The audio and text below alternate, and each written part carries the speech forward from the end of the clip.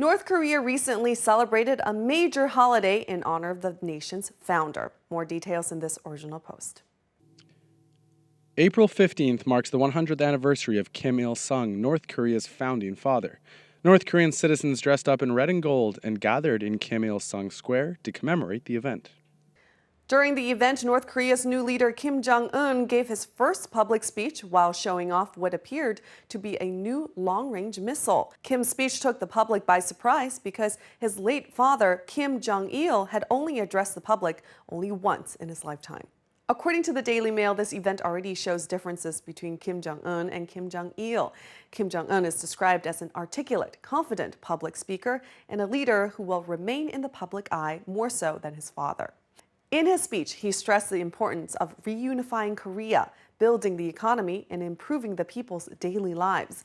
In addition, he made it clear that he was open to working with foreign countries who did not have hostile policies toward his nation. Let's now turn it over to microbloggers for their thoughts.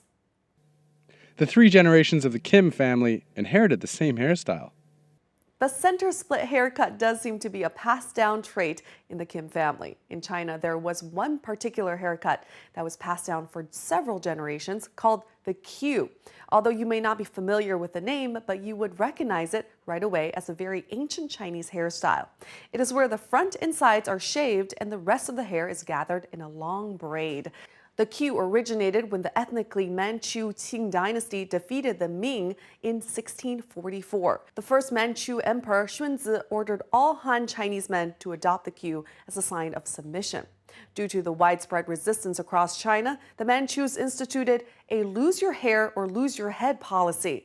So with such a serious punishment, anti-Qing rebels, including a young Mao Zedong, cut off their braids in rebellion. Here are a couple more comments. Their mega show Arirang is amazing. These photos remind me of our National Day parade. The North Koreans are known to put on some pretty spectacular shows, such as the Arirang Festival that our previous poster mentioned.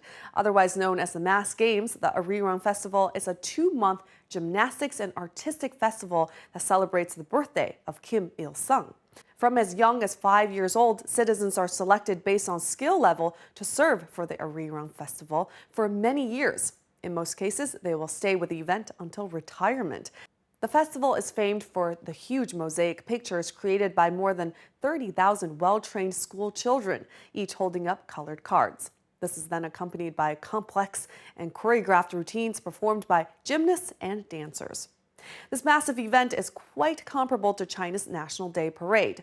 The National Day holiday week was declared by the Chinese government in 1999 and often referred to as one of the golden weeks of the year, the other being the Chinese Lunar New Year. During the week-long celebration, there are fireworks, concerts, and of course, the highly anticipated large-scale parade, which has been described as a mass pageant involving over hundreds of thousands of citizens, a ton of floats, and performances involving primary and middle school children. The last major parade was during the 60th anniversary of the National Day. It involved 100,000 citizens, 60 floats, and a background performance involving 80,000 primary and middle school students. So I guess China knows how to party too.